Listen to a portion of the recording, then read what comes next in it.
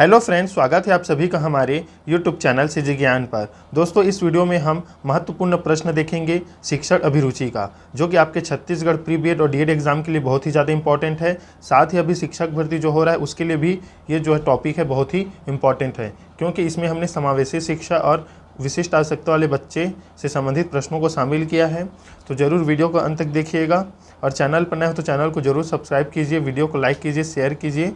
तो दोस्तों, इस वीडियो को ज़रूर देखिए, और जो पहले से वीडियो अपलोड है उसे भी जाकर ज़रूर देखिए। चैनल पर जाइए, वीडियो अपलोड है उसे देखिए, क्योंकि आपका जो एग्ज़ाम है बीएड का वो 17 जून को है, और जो है डेट अब करीब आ रहा है। तो अगर आप रिवीजन करना चाहते हैं तो भी इसे वीडियो को जाकर देख लीजिए एक बार, क्योंकि केवल एक बार पढ़ने से याद नहीं रहता, थोड़ा कन्फ्यूज़न बना रहता है। तो ज़रूर जाकर देखिए, और अभी जो वीडियो अपलोड हो रहा है उसे भी देखते रहिए, क्योंकि ज़्यादा मिनट का वीडियो अपलोड नहीं होता, लगभग 10 मिनट से 17 मिनट तक का वीडियो ही अपलोड होता है, तो ज़्यादा नहीं है। वीडियो की स्पीड बढ़ाकर भी आप देख सकते हैं। तो चलिए इस टॉपिक को स्टार्ट करते हैं।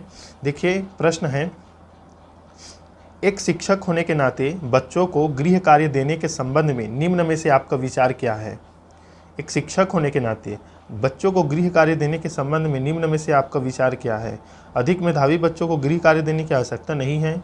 मंदबुद्धि बालकों को अधिक गृह कार्य देना चाहिए। शारीरिक रूप से विकलांग बच्चों को गृह कार्य देने की आवश्यकता नहीं है। गृह कार्य बच्चों की क्षमता और उनकी योग्यता के अनुसार ही दिया जाना चाहिए। बताइए दोस्तों। तो देखिए, इसका राइट आंसर है ऑप्शन डी।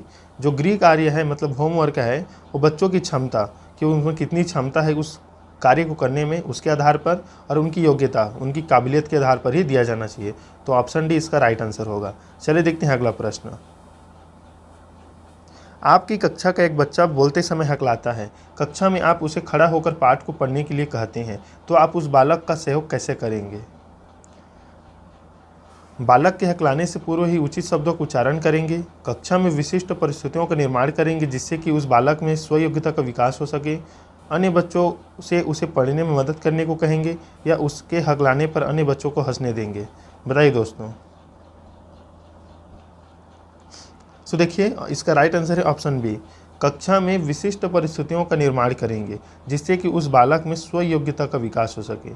स्वयोग्यता मतलब स्वयं में योग्यता, वो स्वयं करने का कोशिश करे। कुछ भी मतलब जो है अब हकलाता है तो खुद से उसे सुधारने का प्रयास करे। इस तरह से हमें एक वातावरण का निर्माण करना है। तो ऑप्शन बी इसका राइट आंसर होगा। चलिए देखते हैं अगला प्रश्न। मानसिक रूप से पिछड़े बालक की समस्या नहीं है। मानसिक रूप से पिछड़े बालक की समस्या नहीं है। असफलता का भय न होना, धीमी गति से सीखना, आत्मविश्वास में कमी, सीमित संप्रेषण।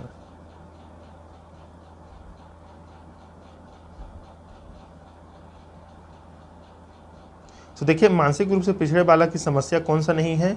तो असफलता का भय न होना, ये जो है ऑप्शन ए इसका राइट आंसर रहेगा।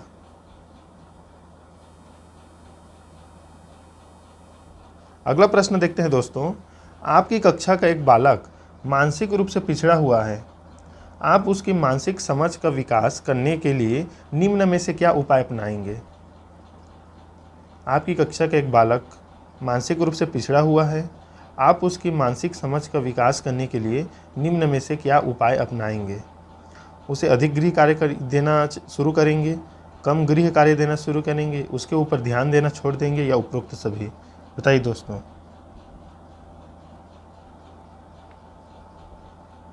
तो देखिए, एक जो बालक है वो मानसिक रूप से पिछड़ा हुआ है, तो उसके समझ का विकास करने के लिए उसे कम गृह कार्य देना शुरू करेंगे। तो 110 का जो राइट आंसर है वो बी होगा। मतलब धीरे धीरे आपको थोड़ा सा कम मतलब गृह कार्य देना है। तो ये शुरू करने की बात की गई है, तो आप सीधा तो ज़्यादा गृह कार्य नहीं दे सकते, तो कम गृह कार्य देना शुरू करेंगे, और उसके आधार पर धीरे धीरे आप गृह कार्य की संख्या को बढ़ाते जाएंगे। तो ऑप्शन बी इसका राइट आंसर होगा। मानसिक स्वास्थ्य का अर्थ वास्तविकता के धरातल पर वातावरण से पर्याप्त सामंजस्य करने की योग्यता है। निम्न में से किसका कथन है। स्किनर, ड्राइवर, क्रो और क्रो लेडेल। बताइए दोस्तों। मानसिक स्वास्थ्य का अर्थ वास्तविकता के धरातल पर वातावरण से पर्याप्त सामंजस्य करने की योग्यता है। तो निम्न में से किसका कथन है। तो लेडेल का। ऑप्शन डी इसका राइट आंसर रहेगा। चलिए देखते हैं अगला प्रश्न। आपकी कक्षा में दो दो छात्र नेत्रहीन हैं उनको पढ़ाने के लिए आप निम्न में से किस लिपि का प्रयोग करेंगे? तो देखिए दोस्तों, इसका राइट आंसर है ऑप्शन ए ब्रेल लिपि। निम्नलिखित में से क्या प्रतिभाशाली बालक का गुण नहीं है? विशाल शब्दकोश, सुस्त मानसिक प्रक्रिया, सामान्य ज्ञान की श्रेष्ठता, दैनिक कार्यों में भिन्नता। तो देखिए दोस्तों, सुस्त मानसिक प्रक्रिया, ऑप्शन भी इसका राइट आंसर रहेगा। ये प्रतिभाशाली बालक का गुण नहीं है। निम्न में से क्या प्रतिभाशाली बालक का संकेत है? निम्न में से क्या प्रतिभाशाली बालक का संकेत है? तो देखिए, प्रतिभाशाली बालक जो है सृजनात्मक विचार रखते हैं, जिज्ञासा और अभिव्यक्ति में नवीनता। तो ये सभी इसका राइट आंसर होगा। चलिए देखते हैं अगला प्रश्न। प्रतिभाशाली बालकों के लिए शिक्षा का सफल कार्यक्रम वही हो सकता है जिसका उद्देश्य उनकी विभिन्न योग्यताओं का विकास करना हो। निम्न में से किसका कथन है? पियाजे, हैविगहर्स्ट, कोहलबर्ग, स्किनर। प्रतिभाशाली बालकों के लिए शिक्षा का सफल कार्यक्रम वही हो सकता है जिसका उद्देश्य उनकी विभिन्न योग्यताओं का विकास करना हो। तो यह कथन किसका है दोस्तों? तो यह कथन है हैविगहर्स्ट का। ऑप्शन भी इसका राइट आंसर रहेगा, याद रखिएगा। टर्मन के अनुसार प्रतिभाशाली बालकों की बुद्धि लब्धि होती है। टर्मन के अनुसार, तो देखिए टर्मन के अनुसार प्रतिभा जो शाली बालक है उनकी बुद्धि 140 से अधिक होती है। याद रखिएगा, सामान्य जो है ये वाला है 90 से 110 मान के चलिए, या 120, ये सामान्य है, और प्रतिभाशाली बालकों का 140 से ऊपर माना गया है, वो भी टर्मन के अनुसार।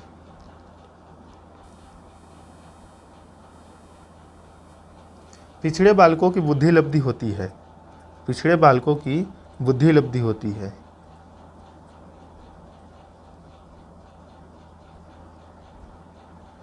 तो देखिए दोस्तों, इसका आंसर आप कमेंट करके बताइए। पिछड़े बालकों की बुद्धि लब्धि कौन सी रहेगी? 100 रहेगा, 120, 60 या 90? इसका आंसर आप कमेंट कीजिए। निम्न में से बालकों के पिछड़ेपन का कारण है? पिछड़ेपन का कारण है सामाजिक और सांस्कृतिक, मनोवैज्ञानिक, शारीरिक। तो देखिए, ये जो तीनों हैं वो बालकों के पिछड़ेपन का कारण होता है। समाज से भी वो पिछड़ता है, पिछड़ेपन का कारण। मनोवैज्ञानिक रूप से भी, मतलब उसके व्यवहार से या ज्ञान से। शारीरिक रूप से शरीर से भी, शरीर की अस्वस्थता के कारण भी पिछड़ापन। तो ये सभी इसका राइट आंसर रहेगा, ऑप्शन डी। प्रतिभाशाली बालकों की पहचान की जा सकती है। तो देखिए, प्रतिभाशाली बालक की पहचान इन सभी परीक्षण द्वारा किया जा सकता है। आईक्यू लेवल जांच के, उसकी उपलब्धि और अभिरुचि परीक्षण द्वारा। तो ऑप्शन डी इसका राइट आंसर रहेगा। प्रतिभाशाली बालक की इंद्रियां होती है। तो देखिए, तीव्र होती है, ऑप्शन बी राइट आंसर है। प्रतिभाशाली बालकों में किस अवस्था के लक्षण शीघ्र दृष्टिगोचर होते हैं? तो देखिए, प्रतिभाशाली बालक में किशोर अवस्था शीघ्र दिखाई देता है। ऑप्शन बी इसका राइट आंसर रहेगा। दोस्तों कमेंट कीजिए, किशोर अवस्था की अवधि कितनी होती है?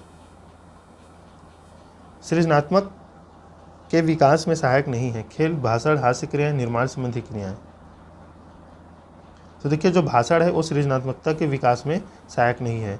आप खेल से सृजनात्मक कुछ रचनात्मक कार्य करना सीखेंगे, हास्य क्रियाएं से भी कुछ शब्द निर्माण और निर्माण संबंधी क्रियाएं से भी, लेकिन भाषण नहीं है।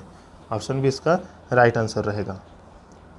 प्रतिभाशाली बालकों के शिक्षा कार्यक्रम में होना चाहिए कक्षोन्नति, विशिष्ट पाठ्यक्रम, पाठ्यक्रम सहगामी क्रियाएं, ये सभी। तो देखिए, प्रतिभाशाली बालकों के लिए कक्षा उन्नति, मतलब अगर वो ज़्यादा सीखते हैं या उनका जो पाठ्यक्रम है पूरा हो गया है तो उनको कक्षा उन्नति दे देना चाहिए। मतलब एक कक्षा से दूसरे कक्षा में ट्रांसफ़र कर देना चाहिए। उनके लिए विशिष्ट पाठ्यक्रम की व्यवस्था होनी चाहिए और पाठ्यक्रम के साथ उनके साथ और कुछ भी क्रियाएं करानी चाहिए जिससे ज़्यादा सीखें। तो ये सभी इसका राइट आंसर है, ऑप्शन डी राइट आंसर रहेगा।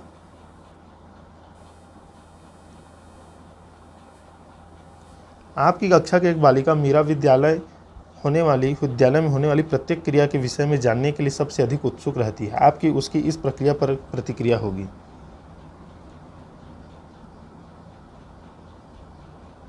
तो देखिए, हमारी जो प्रतिक्रिया होगी उसके प्रति होगी, मीरा एक सृजनशील बालिका है। ऑप्शन भी इसका राइट आंसर रहेगा। निम्न में से सृजनात्मकता का सिद्धांत नहीं है। तो देखिए, बाह्य दृष्टिवाद।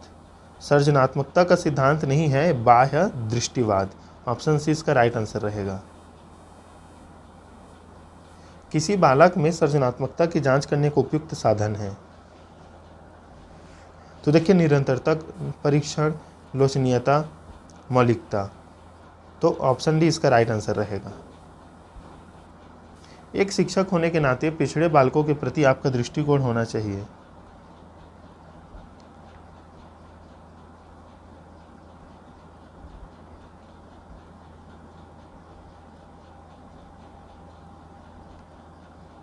तो देखिए एक शिक्षक होने के नाते पिछड़े बालकों के प्रति आपका दृष्टिकोण कैसा होना चाहिए? तो सहानुभूतिपूर्ण होना चाहिए कि इनमें से कोई नहीं? बताइए दोस्तों, इसका आंसर आप कमेंट कीजिए। एक पिछड़ा बालक है तो उसके प्रति आपका शिक्षक होने के नाते दृष्टिकोण कैसा होना चाहिए? उपेक्षापूर्ण, कठोर, सहानुभूतिपूर्ण या इनमें से कोई नहीं? कमेंट करके बताइएगा। आपकी कक्षा के कुछ बालक झूठ बोलते हैं, आप उनकी इस आदत को छुड़ाने के लिए निम्न में से क्या उपाय अपनाएंगे?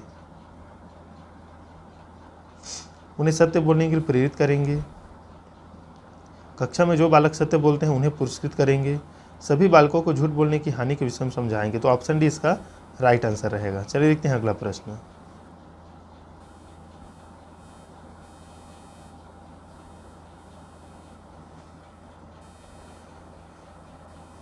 देखिए अगला प्रश्न है,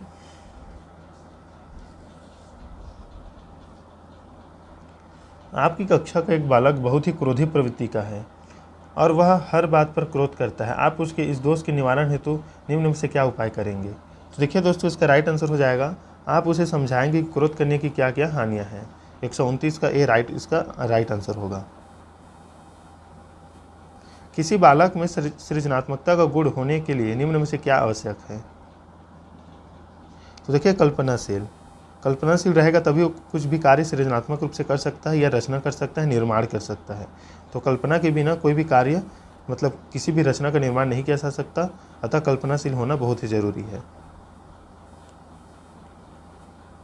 आपकी कक्षा का एक बालक चोरी करते हुए पकड़ा जाता है, उसे दंडित करने के लिए आप निम्न में से क्या उपाय अपनाएंगे? तो देखिए बालक को चोरी करने की हानियों के विषय में बताएंगे, भविष्य में उसे ऐसा न करने के लिए चेतावनी देंगे। तो ऑप्शन सी इसका राइट आंसर रहेगा। किसी सृजनशील बालक का लक्षण है। देखिए सृजनशील बालक का लक्षण क्या होगा? जिज्ञासा होगा, उनमें अभाव नहीं होगा, न सजगता, समस्या के प्रति सजग करना होना ये नहीं होगा, उनमें जिज्ञासा होगा कुछ करने की। किशोर अवस्था में लड़कों में आपराधिक प्रवृत्ति होने का प्रमुख कारण है। तो देखिए निराशा, असफलता, नए अनुभव की इच्छा। तो ये सभी, ऑप्शन डी इसका राइट आंसर रहेगा। 133 का डी। किशोरा अवस्था में लड़कों में आपराधिक प्रवृत्ति होने का प्रमुख कारण है निराशा, असफलता, नए अनुभव की इच्छा। तो ऑप्शन डी इसका राइट आंसर रहेगा ये सभी।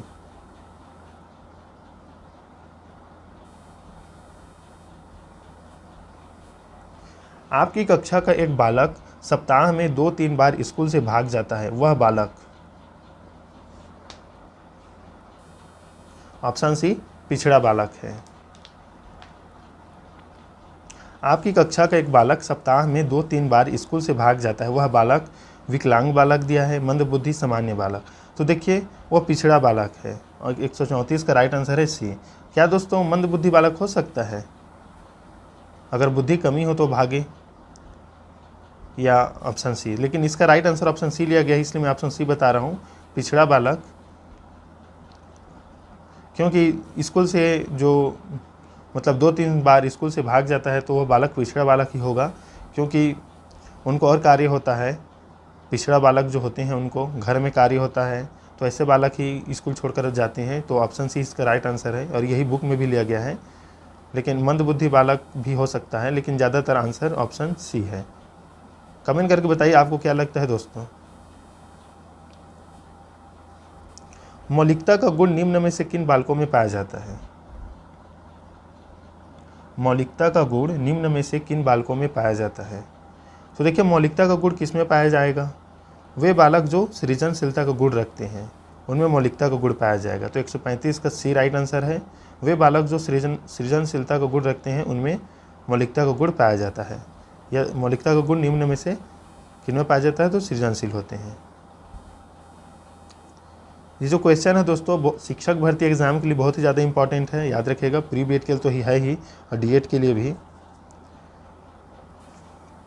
पहले जो प्री बीएड एग्ज़ाम होता था उसमें जो शिक्षण अभिरुचि का सिंपल सा क्वेश्चन पूछा जाता था, लेकिन अभी 2-3 साल हुआ है इसमें थोड़ा जो क्वेश्चन का लेवल उसे बढ़ा दिया गया है और ऐसे ही क्वेश्चन पूछा जाता है। अगर आप ओल्ड क्वेश्चन पेपर उठा कर देखें तो ऐसे ही क्वेश्चन पूछा गया है। वे बालक जो सामाजिक, भावनात्मक, शैक्षिक आदि पक्षों में सामान्य बालक से भिन्न होते हैं उन्हें कहा जा सकता है। जो सामान्य बालक से भिन्न होते हैं उन्हें कहा जाता है। तो देखिए विशिष्ट बालक, जो सामाजिक, भावनात्मक, शैक्षिक आदि पक्षों में सामान्य बालक से भिन्न होते हैं। तो देखिए विशिष्ट बालक में प्रतिभाशाली बालक है, पिछड़े बालक है, मंद बुद्धि से पिछड़े बालक है मतलब मानसिक रूप से, अपराधी बालक है, समस्यात्मक बालक है, ये सभी विशिष्ट बालक में आते हैं, विशिष्ट आवश्यकता वाले बालक में। पिछड़े बालकों की पहचान हेतु निम्न में से उपयुक्त विधि है। तो देखिए पिछड़े बालकों की पहचान हेतु मनोवैज्ञानिक विधि, निष्पत्ति विधि और खेल विधि, ये सभी ही इसका राइट आंसर। ऑप्शन डी इसका राइट आंसर। किसी समस्यात्मक बालक की विशेषता नहीं है। तो देखिए समस्यात्मक बालक है तो उसकी विशेषता आगे का पालन करना नहीं हो सकता, क्योंकि समस्यात्मक बालक झूठ बोलेगा, चोरी करेगा, क्रोध करेगा, लेकिन आज्ञा का पालन नहीं करेगा। तो ऑप्शन सी इसका राइट आंसर रहेगा, क्योंकि विशेषण नहीं है पूछा गया है तो आज्ञा का पालन वो नहीं करेगा। सृजनात्मक एक गुण है जिससे किसी नवीन तथा इच्छित वस्तु का निर्माण होता है। निम्न में से किसका कथन है? सृजनात्मक एक गुण है जिससे किसी नवीन तथा इच्छित वस्तु का निर्माण होता है। निम्न में से किसका कथन है? तो देखिए ये जो कथन है डंडेकर का है। ऑप्शन बी इसका राइट आंसर होगा। नवीन और इच्छित वस्तु का निर्माण की बात कही है डंडेकर ने, तो ऑप्शन बी इसका राइट आंसर है। अगला प्रश्न देखिए दोस्तों, निम्नलिखित में से कौन सी विशेषता एक पिछड़े बालक की विशेषता नहीं है? सीखने की धीमी गति, जीवन में आशा का अनुभव, समाज विरोधी कार्यों की प्रवृत्ति, असमुचित व्यवहार। पिछड़े बालक की विशेषता नहीं है।